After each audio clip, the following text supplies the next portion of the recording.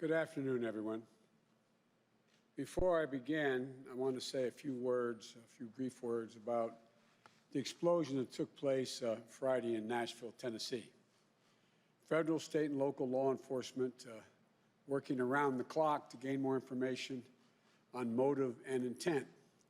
This bombing was a reminder of the destructive power that an individual or a small group can muster and the need for continuing vigilance across the board.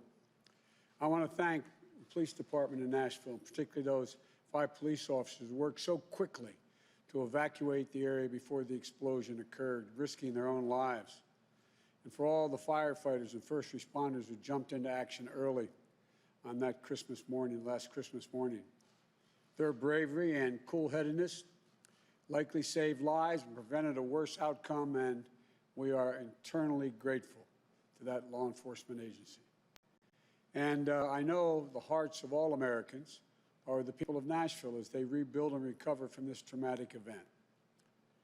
Now, Vice President Harris and I, along with our nominees to lead the national security institutions, have just been briefed by some of the professionals who have been conducting agency reviews as a part of our transition. This is a long-standing part of the orderly transition of power in American democracy. We welcomed teams from the incoming Trump-Pence administration 4 years ago, gave them access to all that we had.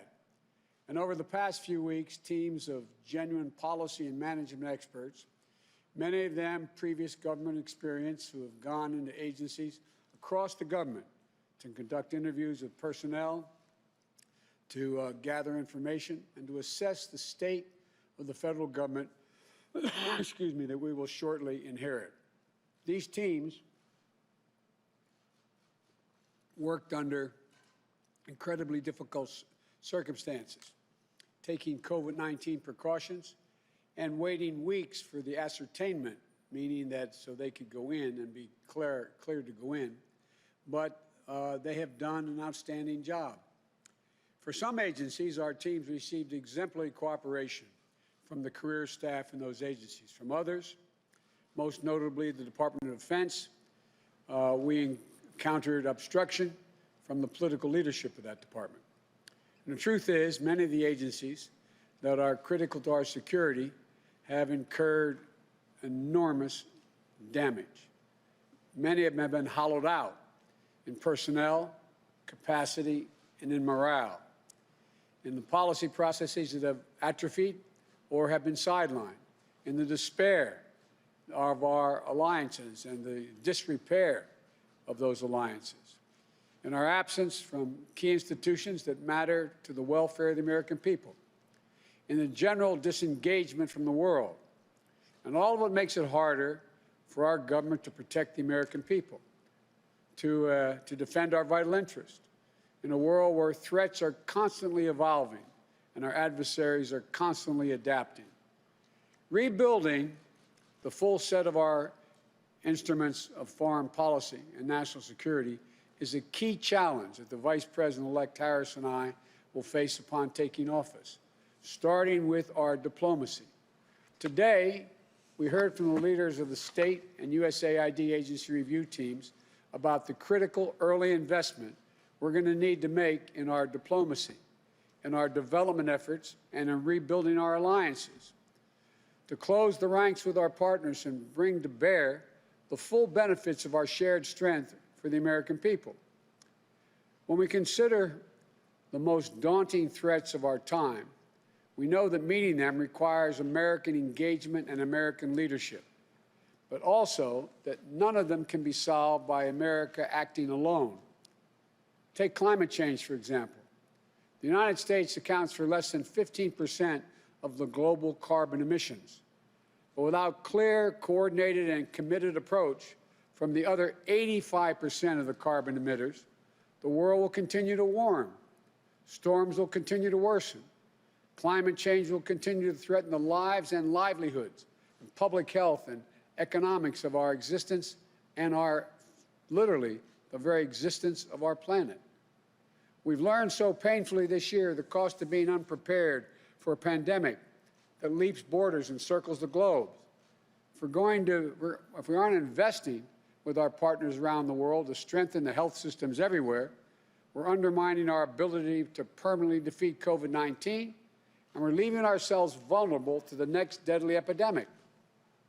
And as we compete with China to hold China's government accountable for its trade abuses, technology, human rights, and other fronts, our position will be much stronger when we build coalitions of like-minded partners and allies that make common cause with us in defense of our shared interests and our shared values. We make up almost 25% of the entire economy of the world. But together with our democratic partners, we more than double our economic leverage.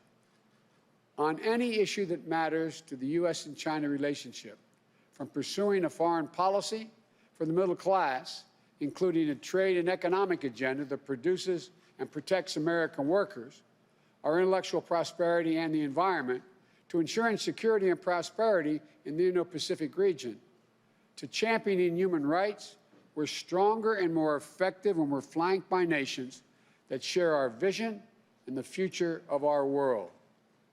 That's how we multiply the impact of our efforts and make those efforts more sustainable. That's the power of smart, effective American leadership. But right now, there's an enormous vacuum. We're going to have to regain the trust and confidence of a world that has begun to find ways to work around us or work without us. We also heard from key leaders of our intelligence and defense review teams, including Stephanie O'Sullivan, former Principal Deputy Director of the National Intelligence, and retired Army Lieutenant General Karen Gibson. We talked about the different strategic challenges we're going to face from both Russia and China, and the reforms we must make to put ourselves in the strongest possible position to meet those challenges. That includes modernizing our defense priorities to better deter aggression in the future, rather than continuing to overinvest in legacy systems designed to address threats of the past. We have to be able to innovate, to reimagine our defenses against growing threats in new realms like cyberspace. We're still learning about the extent of the SolarWinds hack and the vulnerabilities that have been exposed. As I said last week, this attack constitutes a grave risk to our national security. We need to close the gap between where our capabilities are now and where they need to be to better deter, detect, disrupt, and respond to those sorts of intrusions in the future. This is an area where Republicans and Democrats are in agreement, and we should be able to work on a bipartisan basis to better secure the American people against malign cyber actors. And right now, as our nation is in a period of transition, we need to make sure that nothing is lost in the handoff between administrations. My team needs a clear picture of our force posture around the world and our operations to deter our enemies. We need full visibility into the budget planning underway at the Defense Department and other agencies in order to avoid any window of confusion or catch-up that our adversaries may try to exploit. But as I said from the beginning, we have encountered roadblocks from the political leadership at the Department of Defense and the Office of Management and Budget. Right now, we just aren't getting all the information that we need for the outgoing administration in key national security areas. It's nothing short, in my view, of irresponsibility. Finally, we spoke about the day one challenge that we're going to need to address immediately, drawing on the skill sets of the Department of Homeland Security and the Federal Emergency Management Agency. We were briefed on the steps needed to clean up the humanitarian disaster that the Trump administration has systematically created on our southern border. We will institute humane and orderly responses. That means rebuilding the capacity we need to safely and quickly process asylum seekers without creating near-term crisis in the midst of this deadly pandemic. These are hard issues, and the current administration has made them much harder by working to erode our capacity, It's going to take time to rebuild that capacity. We're going to work purposely, diligently, and responsibly to roll back Trump's restrictions, starting on day one. But it is not as simple as throwing a switch to turn everything back on, especially amid a pandemic. We'll have to have a process to ensure everyone's health and safety, including the safety of asylum seekers, hoping for a new start in the United States, free of violence and persecution. Of course, an essential part of this will be managing the safe, equitable, and efficient distribution of vaccinations to as many Americans as possible, as quickly as possible. FEMA has an enormous part to play in this, and we heard from the former FEMA director, Craig Fugate, today. We want to make sure that our administration is poised to make full use of FEMA's domestic reach and capacity in managing our COVID response.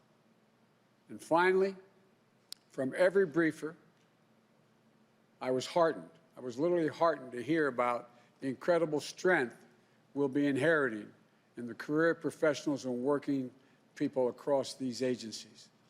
They never stop doing their jobs and continue to serve our country day in and day out to keep their fellow Americans safe, just as they've always done.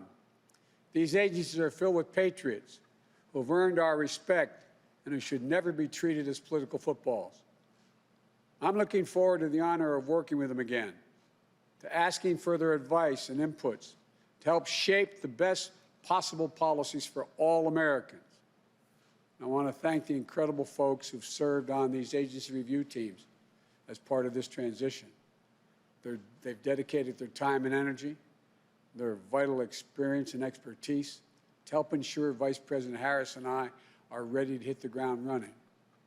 And we look forward to the start of a new year, fresh with hope and possibilities for better days to come. But clear-eyed about the challenges that will not disappear overnight. I want to reiterate my message to the American people. We've overcome incredible challenges as a nation, and we've done it before, and we will do it again. We'll do it by coming together, by uniting after years of pain and loss, a year particularly needed to heal, to rebuild, to reclaim America's place in the world. This is the work that lies ahead of us, and I know we're up to the task. We will champion liberty and democracy once more. We will reclaim our credibility to lead the free world, and we will, once again, lead not just by the example of our power, but by the power of our example. God bless you all, and may God protect our troops. Thank you.